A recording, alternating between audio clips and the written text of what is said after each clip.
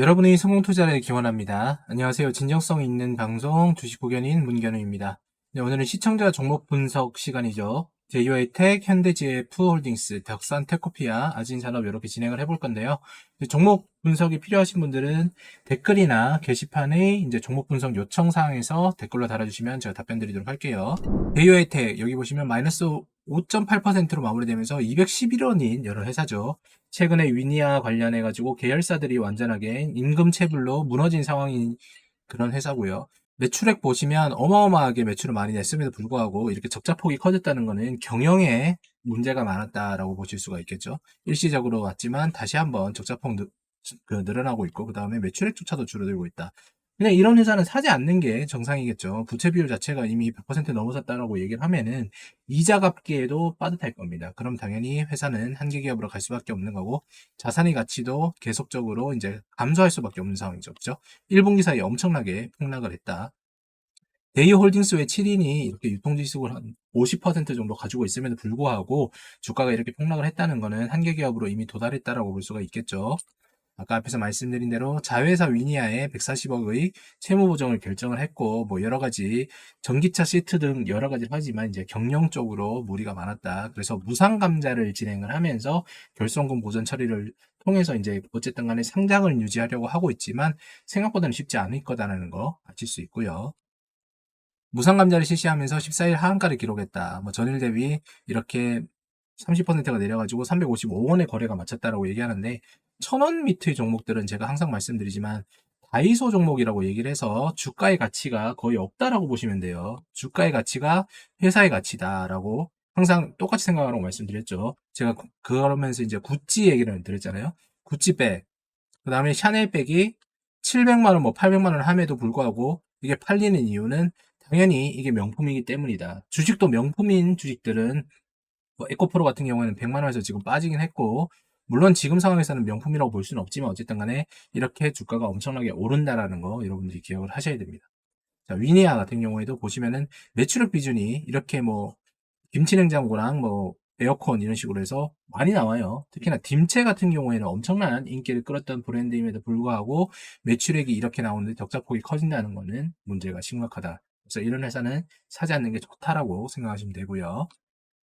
현대GF 홀딩스 3,435원에 이런 식으로 마무리되었고 시가총액이 5,500억 정도 되는 회사로서 보유 주식수가 어마어마하죠. 그죠? 1억 2천만 주가 움직이고 있고 그 다음에 지분율 자체도 78%, 유통 주식수가 22%밖에 되지 않는다. 이런 종목들은 대부분 지주회사이고 그리고 이런 회사들이 배당금 위주로의 이제 경영 철학을 펼치기 때문에 주가 상승에는 한동안 무리가 있다라고 말씀을 드렸는데 어쨌거나 여기도 매출액이 한 4조 정도 나오고 있지만 당기순이익은 1%, 2%이 정도밖에 나오지 않는다. 그래서 배당 위주의 차익을 갖다가 보려는 사람 외에는 굳이 투자를 하려는 사람이 없을 거다라는 게 일반적인 부분이다라는 게 중요한 거죠. 그래서 이런 종목들은 뭐 분명히 뭐 주가가 올라가긴 하겠죠. 올라가긴 하는데 언제 올라갈지도 모르고 그리고 지금 상황에서는 배당 락이 있기 때문에 굳이 투자를 하는 건 좋지 않다라고 생각이 됩니다. 사업의 계획 보시면은 이렇게 가구 사업, 뭐 중장비 사업 전체적으로 이제 자회사들이 있고 거기에 있는 매출액에 브랜드 로열티를 받는 그런 느낌이고요. 그죠? 감자 결정을 통해 가지고 여기 보시면 자기 주식을 소각한다라고 되어 있어요. 자기 주식 소각을 위해서 주주 가치를 제고한다 이렇게 되어 있는데 자사주는 어차피 배당에서 제외가 되기 때문에 크게 의미가 없습니다. 그냥 자사주를 갖다 소각을 해서 지분율을 오히려 더 높여버리겠다라는 그런 얘기가 되는 거겠죠. 감자 이것도 뭐 크게 의미는 없고요. 어쨌든 유통 주식도 조금 줄이고 뭔가를 해보겠다는 얘기인데 여기 크게 매력이 있지 않은 그런 회사네요. 덕산테코피아 이렇게 14,470원에 3% 오르고 마무리가 되었고 시가총액이 2,659억인 이런 회사 그리고 보시면 매출액 자체가 계속적으로 늘어나고 있고 이익률은 급격하게 갑자기 감소를 하고 여기 보시면 적자폭이 늘어나고 있다라는 거 알 수가 있죠. 사업이 성장을 하다가 성장 끝물에서 이제 다시 한번 쇠락기로 접고 있다라는 걸 알 수가 있는 거고 부채 비율이나 당좌 비율, 유보율은 상당히 좋은 편이다. 그리고 자산 가치도 점차적으로 늘어나고는 있지만 일시적인 부분인지 아닌지에 대해서 고민 한번 해보는 게 좋겠다라고 생각이 되고 여기도 보유 지분 자체가 50%가 넘어나면서 무슨 뭐 경영권 분쟁이나 이런 부분에 대해서는 좀 자유로울 수 있다라는 거 아셔야 됩니다. 주요 사업은 디스플레이용 화학 제품인 OLED 소재, 2차 전지 소재, 뭐 합성 고무용 소재 이런 식으로 가는 건데 사업이 계열적이지가 않은 그런 모습이죠. 그죠? OLED와 2차전지 뭐 비슷하다면 비슷할 수도 있고 다르다면 다를 수도 있는 그런 사업이고 거기에 또 합성 고무용 소재 뭐 이런 식으로 진행이 되기 때문에 케미컬적인 부분에서는 어느 정도 효율이 맞을 수 있겠지만 적자폭이 드러나는 거는 각 산업의 이제 향후 이제 성장성에 따라 가지고 바뀔 수가 있겠는데 디스플레이는 어느 정도 좋다고 치더라도 2차 전지는 제가 지속적으로 그 하락폭을 이제 이어나갈 수밖에 없는 산업이라고 말씀을 드렸어요. 그죠? 생산 실적과 가동률만 보더라도 이거 보시면 알 수 있습니다. 보시면 가동률 자체가 풍세 공장에서 20% 정도 줄어들었고, 그죠? 성남 공장도 이제 올라왔다가 다시 한번 빠지는 그런 분위기죠. 그죠? 그래서 가동률이 줄어들었다는 거는 매출을 갖다가 수주하는 쪽에서 많이 줄어들었다는 얘기고, 이거는 곧 영업이익과 직결이 된다는 거 아셔야 됩니다. 마진산업 4,040원에 이렇게 1.89% 상승을 했고 매출액 자체가 점차적으로 증가를 하고 여기에 따라서 당기 순이익도 따라오는 모습을 보이고 있어요. 그럼에도 불구하고 2분기 실적이 조금 나쁘게 나왔기 때문에 전년도와 대비가 다른 2023년도에 이제 분기는 점차적으로 이제 그 이익이 낮아질 수 있겠다라는 그런 퍼포먼스를 보이겠죠. 그래서 이렇게 떨어지면서 주가가 마무리가 되고 있는 상황이다. 부채 비율 보시면 100% 높고 유보율도 어느 정도 좋지만 그렇게 된다면 부채 비율은 크게 이제 문제가 되지 않는다는 걸 알 수가 있고 청산 가치 자체도 상당히 많이 올라가고 있다. 다만 이 부분이 이어질지 안 이어질지에 대해서 우리는 고민을 해봐야 된다. 시가총액은 매출액에 비하면 형편없이 낮은 편이긴 맞아요. 그래서 저평가로 아직까지는 볼 수는 있겠지만 이게 캐시플로우 자체를 갖다가 꾸준하게 추적 관찰을 해야지만 주가를 탐색할 수 있겠죠.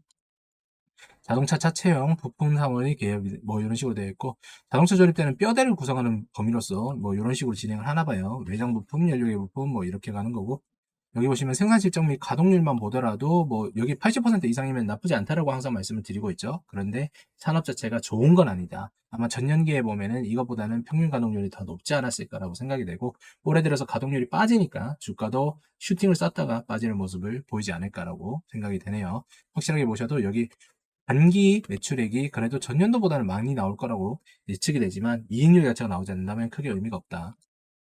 향후 투자 계획 이런 식으로 보시면 뭐 조지아주에 사바나 전기차 공장을 신설 계획 예정이다. 뭐 이렇게 되어 있고 그죠? 생산 능력 증가와 고용 창출 효과로 이어질 것이라고 기대가 된다. 뭐 회사 자체가 일시적으로 어떤 이제 무리수가 있긴 하지만 그래도 조금 더 추적 관찰하면 나쁘지 않을 거라고 생각이 되는 게 주요 매출 추 자체가 이렇게 뭐 현대 기아차가 80% 이상을 갖다가 진행을 하고 있고 한원 시스템도 여기에 들어가 있고 그죠? 나머지도 뭐 나쁘지 않은 상황이다라는 거 조금 더 지켜보면서 진행해야 되겠네요. 차트 한번 보면서 말씀드리도록 할게요.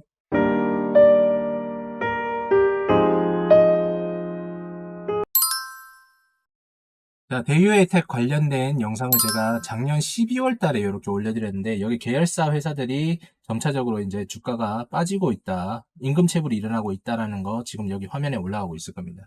그때부터 매수하지 않는 게 좋다라고 말씀을 드렸었는데, 뭐 영상 알고리즘 조금 늦게 도착을 하셨다고 하면은 이렇게 빠질 수밖에 없는 상황인 거는 알 수가 있고, 지금 보시면 주가 자체가 어차피 여기서부터도 1,000원이 미만이었기 때문에 사지 않는 게 사실 어떻게 보면 현명한 상황이었죠. 이미 진행이 되신 분들은 여기서 슈팅 줄 때마다 계속 비중을 축소하면서 다른 종목으로 전환을 하셔야 된다는 거 꼭 기억하시고요.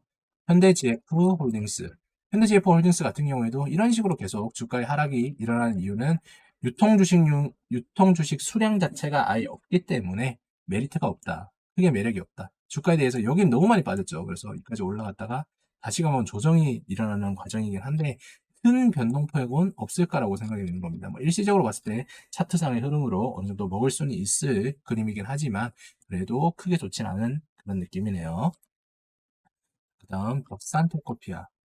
벽산테코피아 같은 경우에는 여기도 매출액 자체가 증가했을 때는 기대감으로 올라갔다가 지금 자체 분기가 무너지니까 다시 한번 저점 터치로 내려가고 있는 그런 모습이긴 합니다. 그래서 뭐 회사가 나쁘다 좋다 이런 부분에 대해서 지금 판단을 하기보다는 향후의 미래 창출 가치가 어떻게 되냐에 대해서 고민을 해본다면 앞에서 말씀드린 내용 참고하셔서 선택을 하실 수가 있겠죠. 아진산업. 아진산업 같은 경우에는 어쨌든 간에 매출액 자체가 펌핑된 거는 맞아요. 그래서 거기에 따라서 4배 정도의 주가 차익을 보고 그다음에 뭐 현대차, 기아차가 엄청난 매출액을 나왔다라고 얘기를 하니까 그에 동반해서 이제 테마 타고 올라간 모습을 보이는 거 그리고 다시 한번 조정이 크게 나면서 아래로 내려왔다. 하지만 박스권 상단에 여기 걸렸기 때문에 여기서는 뭐 기술적으로 어느 정도 반등이 나올 가능성이 상당히 유효하다는 거 여러분들 기억을 해주시는 게 좋을 것 같습니다. 그렇다고 해서 뭐 굳이 이거를 살 거냐 말 거냐 이렇게 얘기를 한다라면은 지금 뭐 정확히 말씀을 드릴 수 없지만 이게 신용이 일단 100% 풀로 찼다는 게 조금 리스크가 있긴 한데 여러분들 판단에 잘 맡겨보시도록 하는 게 좋지 않을까라고 생각이 됩니다. 어쨌거나 뭐 가디언즈 인베스트가 추구를 하는 종목들과는 그 대략적으로 거리감이 약간 있는 종목이라는 거 여러분들이 명심을 해두시고 진행을 해보시는 게 좋겠네요. 종목이 답답하시거나 아니면 시장의 흐름에 따라가기 힘드시다고 말씀하시다면 저희 가디언즈 인베스트 프로그램을 한번 이용해 보시는 것도 나쁘지 않습니다. 수익률 모든 것들은 투명하게 게시판을 통해서 공시드리고 있습니다. 저는 다음 종목 분석을 통해서 찾아뵙도록 할게요. 시청해주셔서 너무나 감사드립니다.